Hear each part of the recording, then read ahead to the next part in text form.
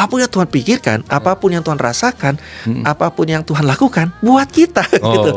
Wah, di situ saya jatuh cinta sama Tuhan yang bukan main gitu. Buat saya sukses itu adalah suatu hasil dari kita mengikuti perintah Tuhan. Kalau mau sukses, fokus ya. Jangan kamu gampang teralih. Sekalinya ada komentar jelek, jadi males. Ketika ada yang menghina, nggak muji, jadi males, bete, rugi. Artinya sebelum cari yang lain, dahulukan Tuhan dulu gitu. Jadi itu nggak pernah salah, nggak pernah rugi, nggak pernah percuma. Tuhan Yesus itu nggak pengen dipuji, ya dicaci pun dia tetap baik kok.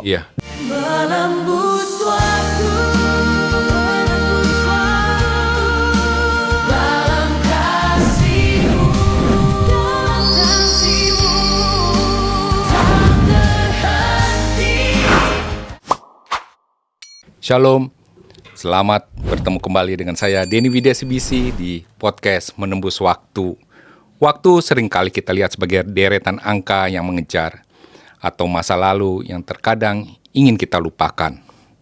Namun di podcast hari ini kita akan belajar bahwa di tangan Tuhan waktu bukan sekedar kronologi, melainkan sebuah kanvas kasih setia yang tidak terbatas. Hari ini kami kedatangan tamu yang sangat istimewa, seseorang yang melalui untayan nada dan liriknya telah menemani perjalanan iman jutaan orang selama lebih dari 3 dekade. Beliau telah melahirkan lebih dari 5.200 karya yang menembus batas gereja, generasi, bahkan menembus relung hati yang paling dalam. Bukan sekedar pencipta lagu, beliau adalah seorang penyampai pesan Tuhan yang percaya bahwa keterbatasan manusia justru menjadi panggung bagi kemuliaan Tuhan. Saya perkenalkan tamu saya pada hari ini, Bapak Yonatan Prawira. Shalom, Pak Yonatan. Shalom, Pak. Terima kasih sudah hadir di podcast Menembus Waktu.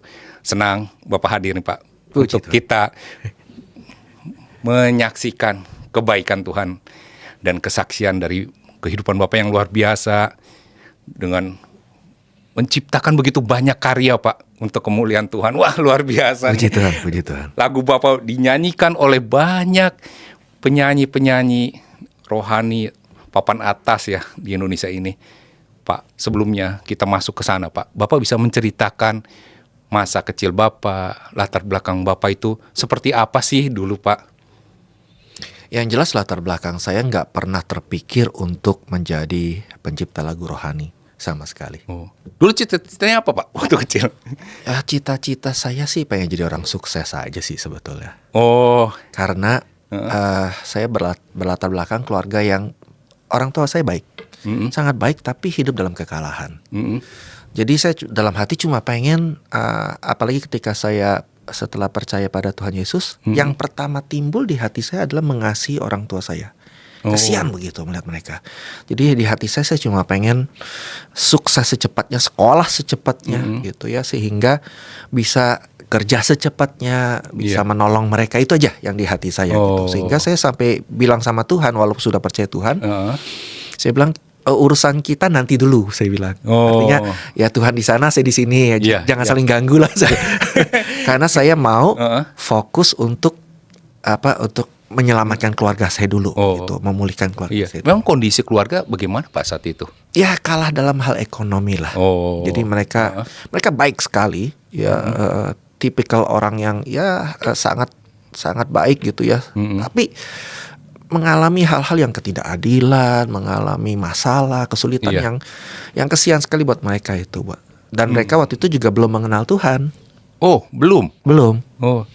Bukan orang Kristen? Bukan.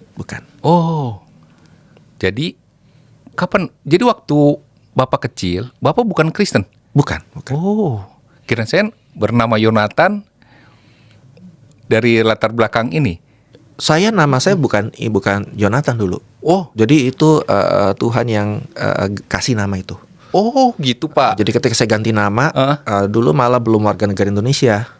Jadi ketika harus ganti nama, itu saya tanya Tuhan, karena sudah kenal Tuhan waktu itu. Tuhan kasih nama. Mungkin baik yang nggak tahu juga nih, Pak, ya kan? Mungkin Bapak dipikirnya latar belakang dari keluarga Kristen gitu ya. Ternyata bukan ya. Bukan. Nah, kemudian bagaimana Bapak mewujudkan yang tadi Bapak, mimpi Bapak, cita-cita Bapak supaya sukses itu, Pak? Nah, jadi waktu itu ketika saya bicara begitu kepada Tuhan, Tuhan jawab loh. Tuhan Dengan jawabnya, jawabnya? kalau kamu melakukan hal yang sama seperti orang tuamu lakukan, Iya. kamu akan hasilnya sama seperti orang tuamu sama hasilnya. Waktu itu saya iya juga. Iya, iya. Lalu saya mesti apa? Tuhan bilang ya baca Alkitab. Saya bilang saya nggak mau jadi pendeta. Iya. Waktu itu saya nggak pernah kepikir sampai sekarang mau jadi full time. Tapi dulu saya bilang saya nggak mau jadi pendeta. Waktu itu Tuhan bilang baca, coba lihat di Alkitab. Aku ini Allahnya Abraham, Ishak dan Yakub. Yang mana yang pendeta, yang mana yang full time? Ya nggak ada, saya bilang. Di situ ketika saya baca, ternyata saya menemukan satu firman Tuhan yang menguatkan saya. Kenapa saya perlu melakukan perintah Tuhan? Kan kalau orang maksudnya lakukan perintah Tuhan tuh buat Tuhan. Iya. Kan kalau ngantar Tuhan marah, kalau lakukan Tuhan senang. Iya. Ternyata saya menemukan di Yosua 1:8 berbeda. Iya.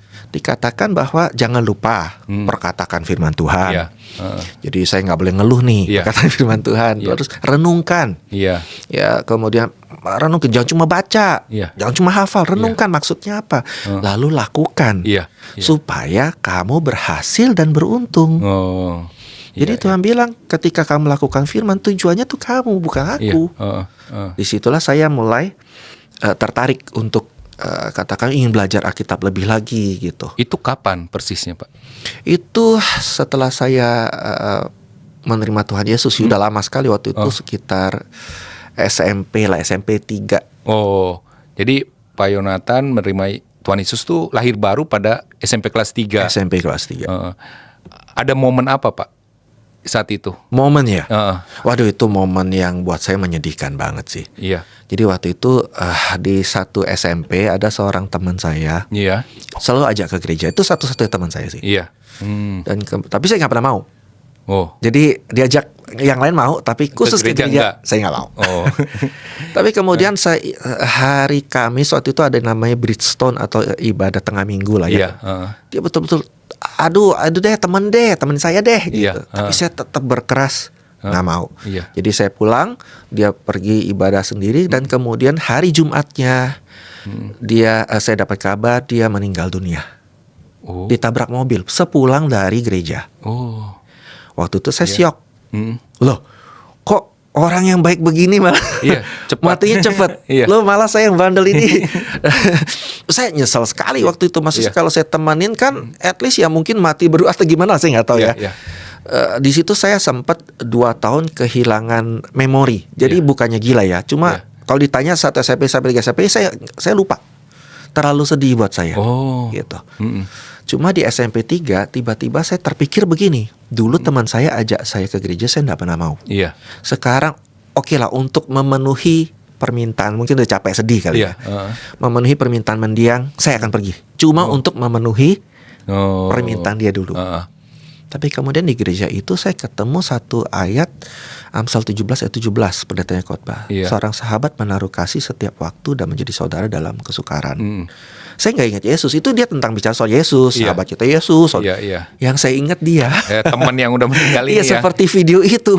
Waduh, lagi. Ternyata saya jahat banget selama ini. Dia begitu baik, saya take it for granted gitu loh. Mungkin karena orang kepahitan kan begitu kan.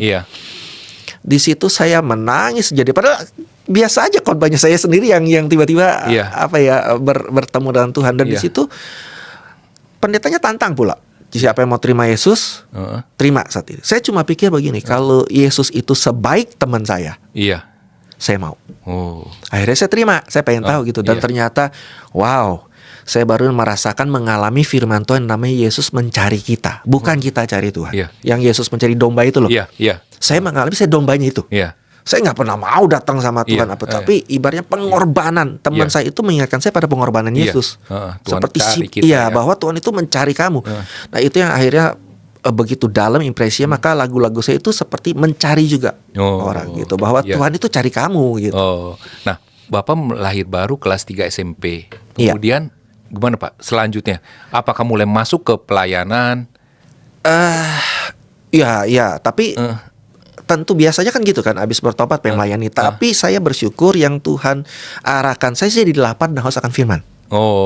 Tiba-tiba pengen kenal Yesus gitu. Langsung baca Alkitab. Baca, jadi energi saya tuh kepake bukan buat pelayanan. Pelayanan ikut sih, cuma nggak orang lebih rajin lah. Saya cuma merasa ya orang Kristen yang mesti melayani lah. Cuma hati saya rindunya adalah mengenal Yesus. Jadi saya baca perjanjian baru. Begitu. Nah setelah itu baca perjanjian lama kan. Tiba-tiba Tuhan arahkan saya baca Mazmur dulu. Padahal saya nggak suka lagu, termasuk ya Mazmur kan lagu, saya pikir. Terus saya bilang, ngapain saya baca Mazmur? Saya mau baca Kejadian. Tapi bilang enggak, Mazmur dulu. Dan ketika saya baca Mazmur, di situ saya ketemu hati Tuhan. Bahwa Mazmur itu bukan kitab pujian. Mazmur itu kitab hati Tuhan. Hati Tuhan. Contohnya Mazmur 1. Ya kan, berbahagialah orang yang tidak menurut nasihat orang fasik, jangan berdosa, tidak duduk dalam kumpulan pencemooh, tapi kesukaannya ialah Taurat Tuhan yang persis Yosua 1:8, siang dan malam dia akan menjadi seperti pohon. Dan lalu Tuhan bilang, mana pujiannya Mazmur 1? Gak ada, itu tentang saya. Tuhan mau, kalau mau hati Tuhan, Tuhan mau kamu sukses. Tuhan kamu seperti pohon itu. Apa yang dikerjakannya berhasil. Wah, saya ketemu hati Tuhan. Ternyata hati Tuhan itu mikirin saya. Sekali lagi kan. Wah, dan kemudian setelah saya baca itu, setelah saya baca Mazmur selesai, ketika saya baca Kejadian udah beda. Pada mulanya Allah menciptakan langit dan bumi.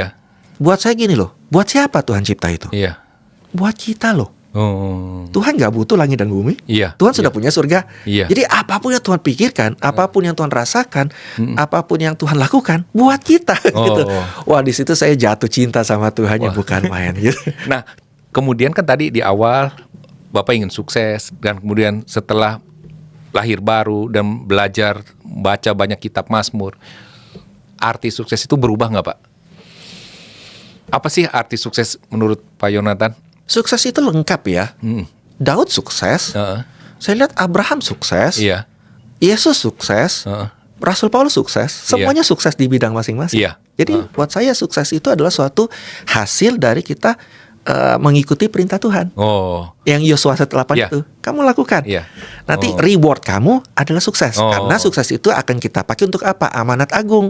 Menyelamatkan jiwa-jiwa lagi melalui kesuksesan kita, seperti Abraham, seperti Daud, seperti Yosua, seperti rasul-rasul dan semuanya begitu. Nah, luar biasa. Sejak kapan sebenarnya Pak Yonatan mulai menulis sebuah lagu lah, menciptakan sebuah lagu, Pak? Nah ini saya sebetulnya nggak mau juga, karena saya kan nggak hobi lagu. Karena nggak ada latar belakang background seni ya? Tidak ada juga. Saya kuliah pun komputer, jadi nggak ada betul-betul. Keluarga juga enggak ya? Keluarga selain papa saya, kalau papa saya sih renaissance lah, apa juga bisa. Masak bisa, karate bisa, judo bisa, basket bisa, biola bisa. Multi talent. Itu renaissance betul. Nah, saya cuma berpikir sekali lagi saya mau sukses gitu. Jadi tetapi ada satu keinginan yang lain adalah memberitakan firman. Karena saya firman lover sekali.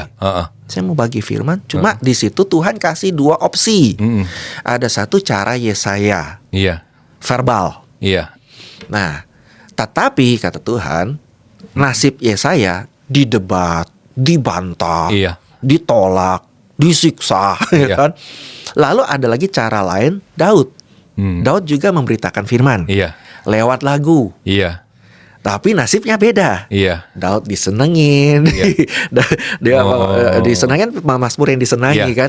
Pemazmur. Akhirnya saya pikir, iya juga ya, masuk akal. Jadi saya mulai pandang paradigma saya ketika melalui lagu. Jadi lagu itu cuma kemasan, tapi di dalamnya firman Tuhan. Maka saya setuju lah. Nah, sejak saya setuju, tiba-tiba lagu mulai mengalir di hati saya.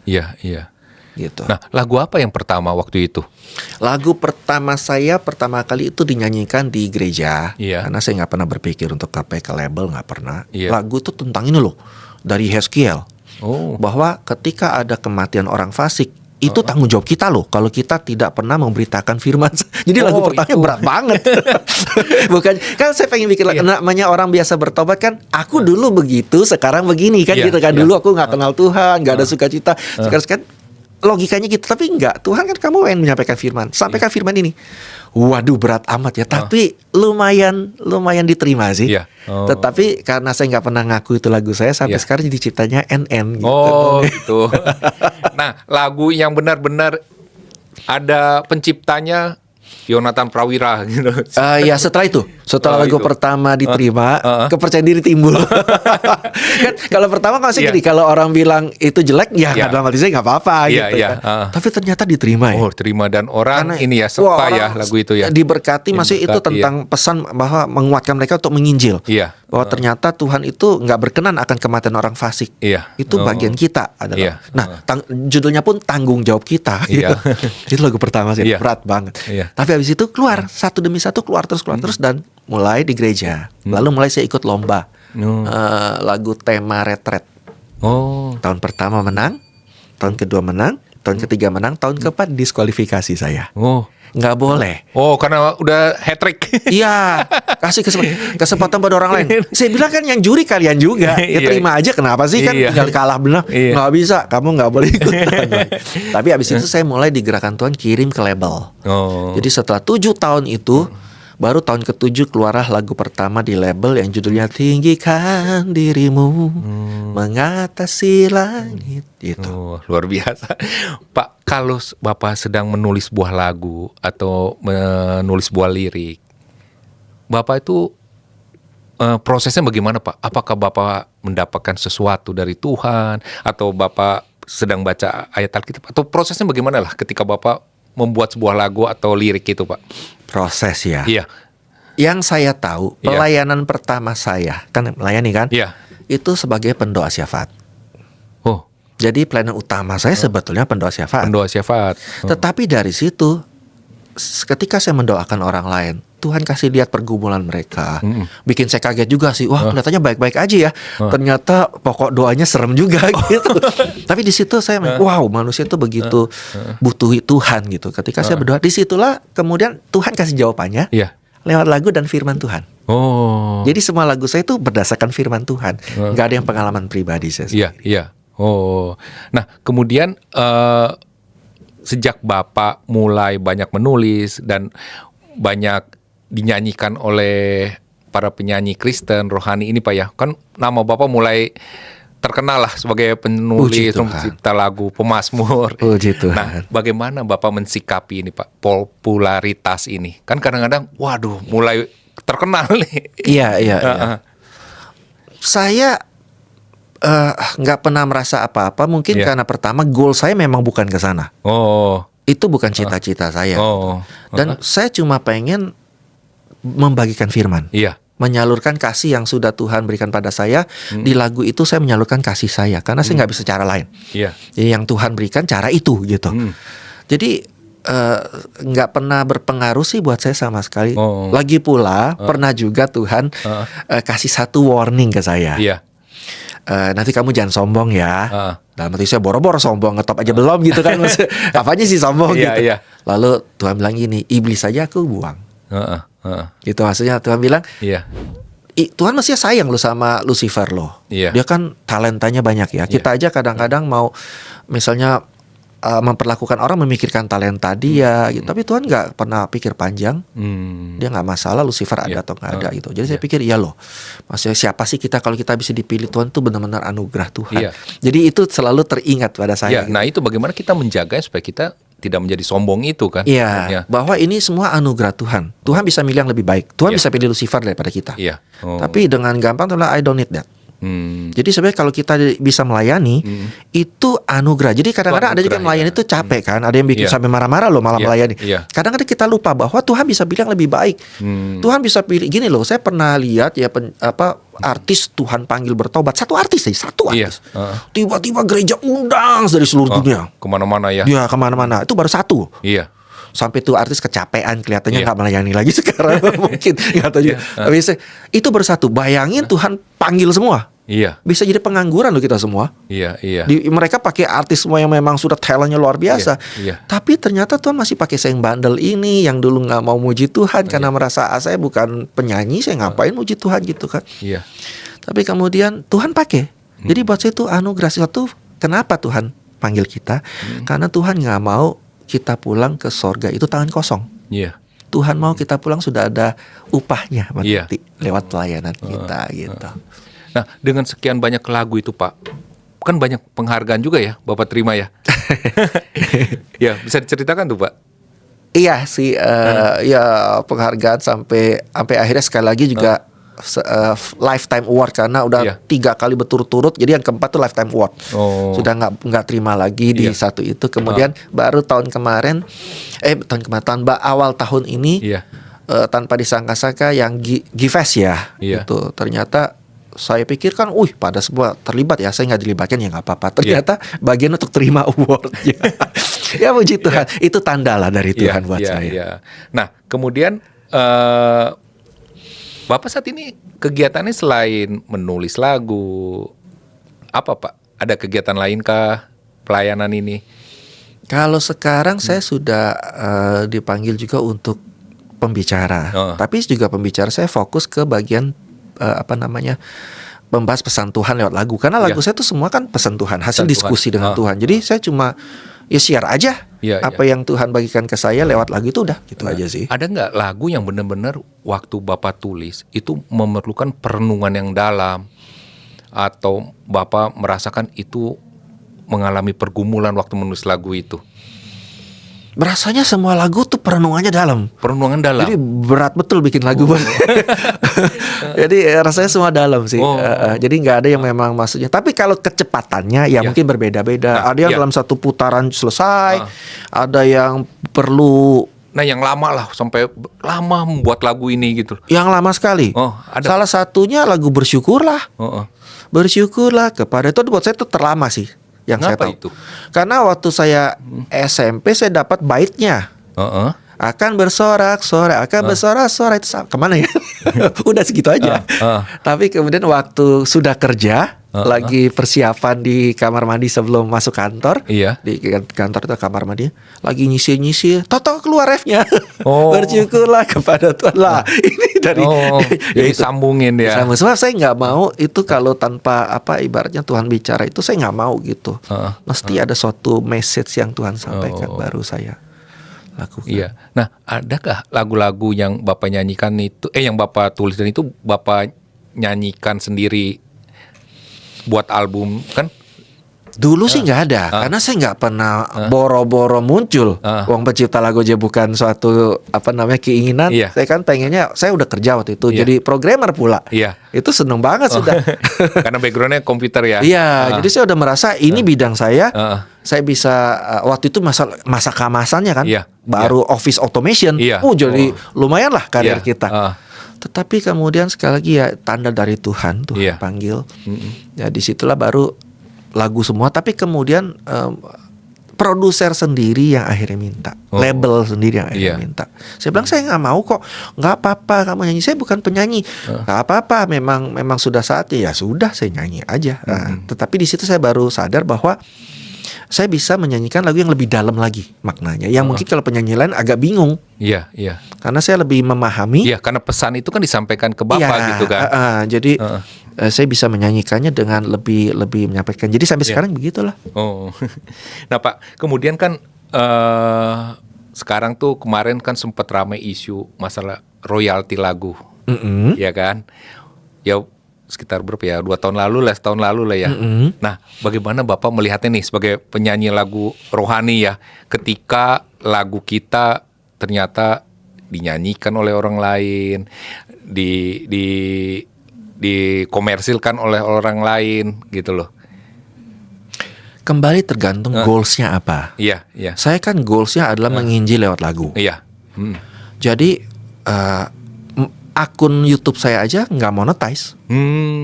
Karena memang saya nggak punya niat kesana. Gitu. Tapi kalau ada yang mau goals kesana, silahkan, nggak apa-apa. Saya sudah dari dulu, mungkin saya latar belakang gerejanya juga memang kalau pelayanan nggak dapat apa-apa ya. Zaman dulu kan memang nggak ada sama sekali, dan jangan coba-coba berpikir untuk itu. Jadi saya sudah terbiasa dilatih untuk itu kali ya. Jadi apapun, bahkan ketika lagu pertama masuk kaset, saya nggak mau terima bayaran. Karena buat saya sudah kerja. Ini dari Tuhan. Silakan. Tapi albumnya meledak, laris Pak Jonathan mesti. Saya nggak perlu, saya sudah kerja. Saya ini pelayanan saya, di sisi pelayanan saya, gitu. Saya sudah kerja, tapi kemudian saya dipanggil sama bos labelnya, ditemani pendeta pula. Waktu itu pendetanya Hendro Suryanto ya, beliau sudah mendiang. Untuk tanya, kenapa kamu nggak mau terima? Saya bilang ya, saya kan itu dari Tuhan, silakan pakai, nggak masalah. Orang mau bilang untung nggak untung itu bukan urusan saya. Itu sudah urusan Tuhan sama labelnya. Bos labelnya bilang gini, iya buat kamu sih itu dari Tuhan, buat kami bingung. Pembukuannya gimana? Oh gitu. Nah, pendeta itu meyakinkan, saya juga pendeta, saya terima kok. Oh gitu. Akhirnya kamu mau berapa? Saya bilang saya nggak tahu ya, berdoalah tuh katanya Tuhan. Baru saya tanya Tuhan dan Tuhan kasih angkanya. Baru sejak itu saya terima. Karena diomelin sama bos labelnya. Luar biasa ya. Ya. Karena kan isu ini sempat ramai lah kemarin itu kan, tentang royalti, bagaimana kafe-kafe yang menyiarkan lagu-lagu kan. Itu peraturan ya. Iya, peraturan. Seperti dulu peraturan juga. Ya sama aja, orang dulu juga nggak siap membeli kaset. Mereka anggap dulu itu komersil loh. Kan dari Tuhan ya kan. Kok dikasetin, kok jual. Jadi itu hanya culture atau peraturan yang jadi tapi kembali ke goal hati kita. Jadi dapat ya syukur kalau buat saya. Tapi memang saya harus masuk publisher karena memang udah aturannya. Apalagi dulu saya pernah mengalami lagu saya diambil oleh orang lain, diakui orang lain. Yang pernah ya? Pernah. Akhirnya mengembalikan ya publishernya yang mengembalikan untuk kembali ke kita gitu. Ya itu aja sih. Pak, apa visi Bapak ke depannya nih Pak, tentang lagu-lagu rohani di Indonesia, tentang musik-musik di Indonesia ya? Karena visi saya tuh belajar dari Daud, saya sekarang visinya kembali ke penyembah berkemenangan. Karena Daud itu ketika semakin menyembah di marketplace semakin hebat, berprestasi. Semakin dia menyembah Tuhan, singa dan beruang semakin dia berani lawan. Semakin menyembah Tuhan, Goliat dia bisa hadapi, nggak ragu menghadapi Goliat. Semakin menyembah Tuhan, karirnya meningkat. Dari pembawa senjata, dari gembala ya, jadi pembawa senjata, naik jadi tentara, jadi panglima. Itu kan ada kelihatan buahnya. Nah saya, karena saya mungkin belajar dari Daud juga, jadi saya percaya bahwa ketika kita menyembah Tuhan itu kita di-empower Tuhan. Jadi menyembah itu bukan untuk kepentingan Tuhan. Disembah atau tidak disembah, Tuhan tetap berkuasa. Dipuji ataupun dicaci, Tuhan tetap baik. Jadi itu gak mengaruh di Tuhan. Tapi ketika kita menyembah Tuhan seperti Daud menyembah Tuhan, kita di-empower. Makanya saya visinya adalah power of worship. Supaya orang ketika menyembah Tuhan itu mengalami kasih Tuhan, yang tadinya pahit hatinya jadi manis lagi, yang tadinya jauh dari Tuhan dekat lagi, intim lagi, yang tadinya lemah terhadap dunia kuat lagi gitu loh. Sehingga seperti Daud, Tuhan bisa angkat dia, pakai dia, akhirnya memuliakan Tuhan melalui prestasinya, pemenang-pemenang di marketplace. Ini visi saya saat ini. Dan adakah untuk membuat jadi gembala atau apa? Nah, kalau yang menawarkan luar biasa, puji Tuhan. Mereka baik-baik sekali dan kepercayaan itu luar biasa. Cuma memang bukan panggilan saya sih. Bukan panggilan. Panggilan saya lebih ke arah komunitas, lebih ke arah di luar. Jadi yayasan. Jadi saya bikin yayasan yang lumayan lah. Di Surabaya ada, pernah bikin, di Jakarta ada gitu. Yayasan apa tuh? Macam-macam, tapi intinya adalah yayasan bergerak di bidang apa? Jadi saya under yayasan. Bergerak di bidang ya penyembahan. Oh gitu. Jadi supaya saya tetap ada naungannya kan kembali itu peraturan. Saya nggak bisa sendirian gitu. Nah, jadi tapi saya nggak mau dibawa gereja. Jadi gimana saya dibawa yayasan? Sebab untuk dapat pengakuan pastor atau pendeta aja saya sampailah ketemu Bimasnya langsung. Jadi itu anugerah Tuhan lewat Bimas itu yang puji Tuhan fans lagu saya juga. Jadi tanya saya udah punya gelar belum? Ya udah, kalau berikan lo saya kan mesti isi jurnal ya, jurnal tentang apa? Puja penyembahan ya, memang bisa saya. Udah gitu. Kalau Bapak kan udah menulis 5.200 lagu ya, karya itu ya. Ya yang hitung publisher sih, saya sih nggak pernah hitung juga sih. Luar biasa banyaknya lupa. Jadi itu karena fokus aja kali ya. Saya belajar tuh fokus kan. Saya belajar dari Tuhan Yesus tuh fokus. Tuhan Yesus itu 3,5 tahun aja, tapi bisa menyelesaikan tugasnya. Kenapa? Karena fokus. Nah, itu salah satu yang saya belajar dari kita kalau mau sukses. Fokus. Fokus ya. Jangan kamu gampang teralih. Sekalinya ada komentar jelek, jadi males. Ketika ada yang menghina, nggak muji, jadi males, bete, rugi. Fokus. Nah itu. Jadi saya belajar, saya mengalami kemenangan dan bisa membantu keluarga saya. Ya, mereka bisa menikmati apa yang namanya tanah perjanjian sedikit lah. Iya. Jadi apa yang Bapak inginkan dulu udah tercapai sebenarnya sekarang ya? Sudah. Makanya saya sempat santai kan. Artinya lagu udah 5.200, keluarga saya sudah berkemenangan, sudah standar sukses masing-masing beda. Banyak orang merasa nggak sukses karena membandingkan dengan orang lain. Dan di Alkitab saya belajar bahwa Yesus saja nggak pernah bandingkan dia dengan yang lain. Agama dulu kan banyak. Di zaman Yesus kan banyak banget. Yesus nggak pusing agama lain. Yang penting dia fokus jadi Mesias. Nah itu banyak orang nggak merasa sukses karena lihat kiri kanan, lihat medsos. Jadi self diagnosis sendiri. Saya belum seperti dia. Siapa yang suruh Tuhan? Tuhan nggak pernah bandingin Daud jadi Abraham. Enggak, Abraham ya Abraham, Daud ya Daud, Salomo ya Salomo, Yabes ya Yabes. Masing-masing sukses di dunianya sendiri gitu. Nah itu luar biasa Pak. Kemudian kalau ada anak-anak muda yang merasa memiliki talenta menulis lagu atau di bidang musik lah ya, kemudian apa sih yang harus mereka lakukan Pak? Karena penontonnya ada yang saya punya talenta juga di bidang musik nih, saya ingin seperti Pak Yonatan, sebanyak menulis dan lagu-lagu saya bisa menginspirasi orang lain. Dari mana mereka harus memulainya tuh Pak? Kalau saya kan lewat doa, saya baca firman. Nah, mungkin mereka punya cara lain, mungkin pengalaman pribadi. Kan banyak juga lagu berdasarkan pengalaman pribadi. Itu beda-beda. Cuma kalau hari gini, karena saya pernah mengalami pengalaman buruk juga, lagu saya diakui, didaftarkan di orang lain sampai ngurusnya, ribet sekali. Jadi saya anjurkan daftar copyright dulu kali ya. Gitu ya. Habis itu bebas lah mau ngapain. Jadi lagu itu nggak ada aturannya. Apakah durasinya panjang atau pendek? Nggak ada. Apakah range-nya jauh apa deket? Nggak ada. Apa refnya duluan atau bait? Nggak ada. Ada perlu rima? Nggak ada. Tidak ada aturan. Itu hanya kita aja yang memang cocok gaya apa. Jadi apa yang Tuhan kasih, lakukan sesuai dengan visi Tuhan. Pertanyaannya kembali, visimu apa? Itu aja. Kalau visi saya adalah, banyak orang suka nanya, Pak Jonathan kan sekarang lagu tipe begini, lagu tipe sana. Ya saya bilang sama, itu mereka. Visi saya adalah orang yang mendengar lagu saya di empower Tuhan sehingga menjadi pemenang. Nah, itu visi saya. Ya udah gitu. Nah kemudian banyak juga penonton yang merasa terberkati oleh lagu-lagu Bapak lah pasti ya. Puji Tuhan.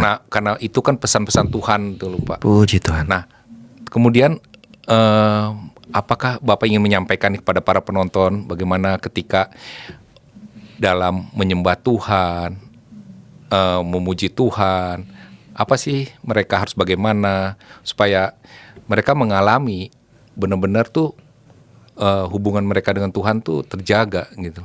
Saya belajar dari Daud dan perempuan Samaria ini kan penyembah dalam roh dan kebenaran. Ketika datang sama Tuhan, jangan datang untuk memberi, datang untuk menerima. Karena kesukaan Yesus itu memberi, bukan menerima. Jadi memang caranya kita memuji Tuhan, tapi kita memberi diri kita. Jadi ulang Pak, jangan datang untuk memberi, menampilkan hebatnya kita, talenta kita. Nggak perlu, itu dari Tuhan semua kok. Tapi datang untuk menerima.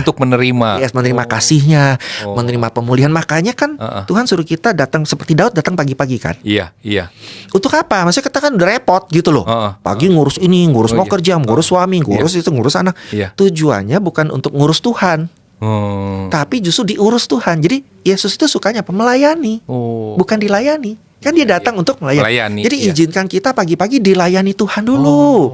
Gitu. Yang tadinya pahit hati, dilayani dulu. Yang tadinya takut menghadapi hari ini, dilayani dulu. Izinkan Tuhan mendetoks kita, sehingga ketika menghadapi dunia udah kayak Daud. Ketika ada Goliat, Daud nggak doa lagi loh. Mana ada Daud doa. Terus kita bilang kan, mengandalkan diri sendiri. Bukan, udah pagi-pagi doanya. Sehingga hadapi kemungkinan apapun, dia udah tinggal berprofetik, memperkatakan firman. Hari ini juga Tuhan menyerahkan kau ke dalam tanganku. Tapi itu bukan ngomongan Daud loh. Itu omongan Nuh, janji Tuhan pada Nuh, bahwa Tuhan akan menyerahkan segalanya di tangan Nuh. Makanya ketika kita belajar firman itu, saya doa supaya kita mengalami firman. Itu yang penting ya. Ya bukan cuma soal tahu. Iya, iya. Kalau banyak tahu malah jadi beribut, Iya, iya. berdebat, Iya, merasa lebih tahu. Jadi kalau saudara ketemu yang lebih tahu, ya oke lah, kamu lebih tahu, nggak apa-apa. Iya, iya. Cuma yang penting mengalami nggak. Oh. Ketika Tuhan bicara soal sukacita kayak Daud gitu loh. Iya. Ketika Daud bernyanyi Tuhan pelepasku, dilepaskan loh dia. Iya, iya. Daud menyanyi Tuhan mengangkatku, dia ngalami diangkat Tuhan. Nah itu maksudnya lebih Iya, penting itunya itu, gitu. ya. Nah Pak, ini ada nggak dalam hidup Bapak perjalanan bersama Tuhan nih, Bapak merasa benar-benar berada di titik yang bawah, Pak? Titik yang memukul saya Iya. sih sebetulnya waktu lagu saya diambil itu. Oh, itu ya. Ya itu karena nggak nyangka itu. Iya. Orang-orang yang saya percaya, orang-orang yang saya tahu, nggak mungkin dia nggak tahu itu lagu saya gitu. Oh. Uang penyanyi yang saya orbitkan begitu Iya. kan. Bisa daftar atas namanya semua gitu. Wah itu sih Bapak syok. merasa Syoknya sampai ketika Tuhan kasih lagu lagi langsung saya ngambek. Udah kasihnya ke mereka, saya bilang, Pak gak diakuin nanti. Saking ya itu sih. Itu ya. Tapi setelah kemudian saya mengalami firman. Ya kalau memang itu kita ini hambanya Tuhan. Iya, iya. Artinya kalau emang itu milik kita sudah Tuhan tetapkan, nggak ada yang bisa ngambil. Oh. Seperti Ayub saya alami. Iya. Akhirnya Tuhan kembalikan loh. Oh. Setelah bertahun-tahun saya nggak berdaya, nggak tahu mau ngadu ke siapa. Akhirnya saya cuma bisa diam, ngadu ke Tuhan. Iya. Dan Tuhan kembalikan lewat sekuler.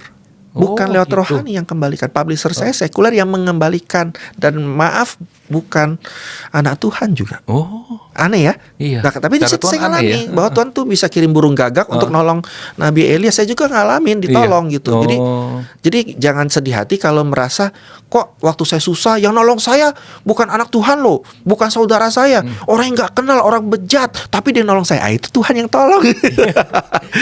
Biasa, luar biasa. Cuma kan itu yang namanya mengalami firman tanpa sadar gitu loh. betul. Jadi saya sekarang berusaha menguatkan orang bahwa kamu ini mengalami firman Tuhan. Yang penting ketika menyembah Tuhan kamu tuh mengalami firman. Iya. Itu ya. Kalau dibilang kasih karunia cukup, kamu alami kasih Iya. karunia cukup. Oh. Kalau kuasa Tuhan sempurna dalam kelemahanmu, kamu alami gitu. Luar biasa.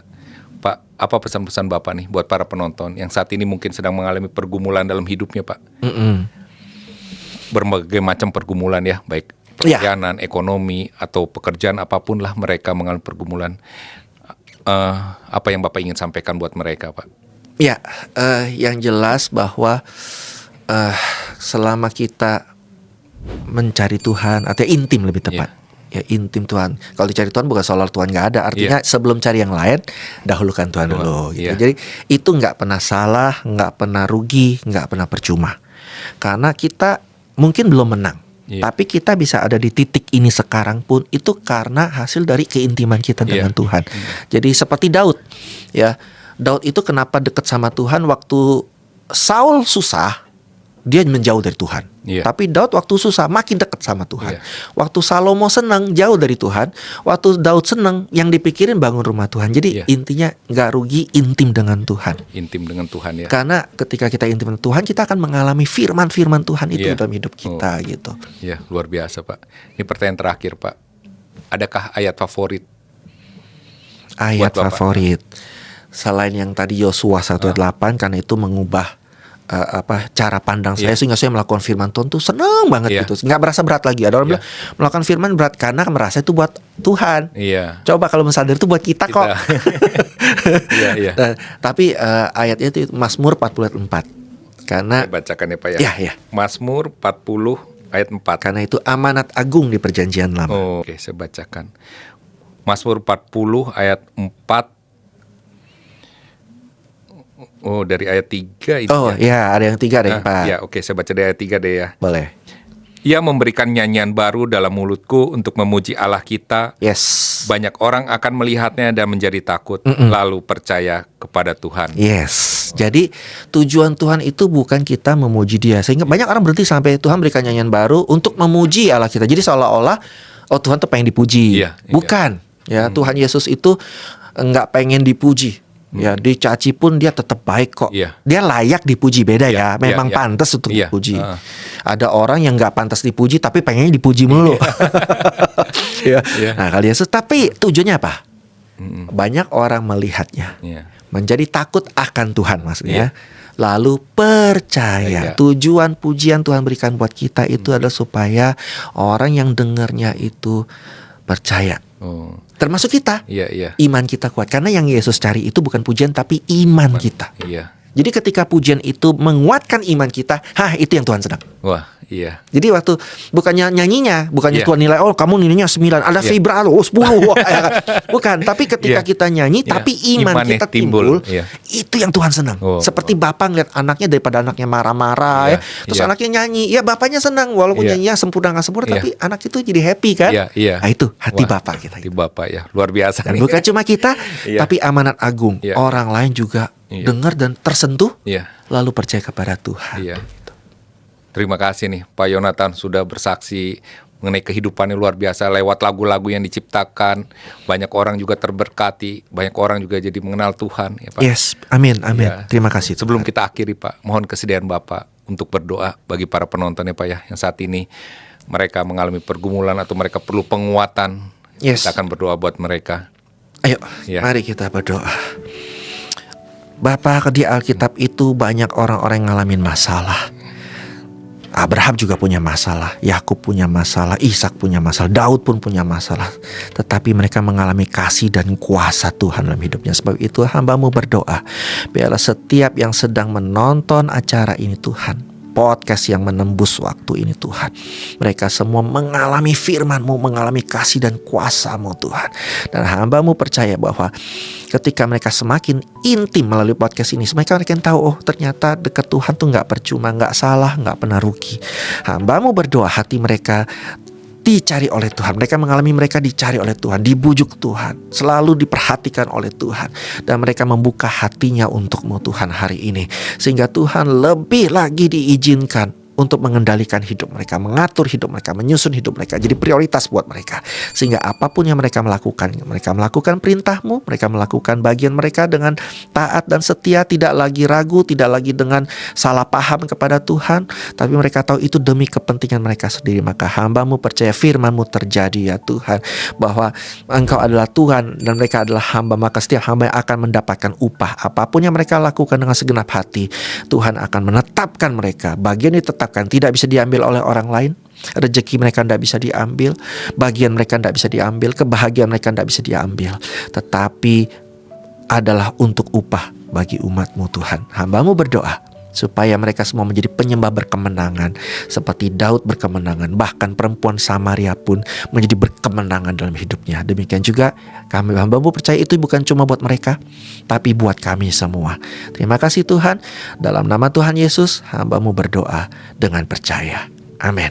Amin. Ya, terima kasih Pak Yonatan. Siap. Ya, terima Senang. kasih sudah hadir. Siap. Ya, para sahabat menembus waktu, tadi kita sudah mendengarkan bagaimana kesaksian hidup dari Bapak Jonathan Prawira bahwa setiap nada dan kata bisa menjadi berkat bagi orang lain ya. Asal kita lakukan itu dengan tulus. Saya Denny Widya CBC pamit undur diri, sampai bertemu di episode berikutnya. Tuhan Yesus memberkati. Tetaplah maju dalam Tuhan. Halo para sahabat menembus waktu dan para penonton dimanapun berada. Di sini ada satu contoh bunga dari Love and Lily. Apabila kalian suka atau kalian ingin memiliki atau mengirim karangan bunga kepada siapapun, kepada perusahaan-perusahaan atau siapapun itu yang baru membuka kantor atau siapapun, kami dari Love and Lily menyediakan. Silakan hubungi nomor di bawah ini dan juga bisa pesan di online shop di Tokped dan Shopee. Di outletnya ada di Garing Serpong dan di Cengkareng. Ya silakan lihat di bawah ini. Bye-bye.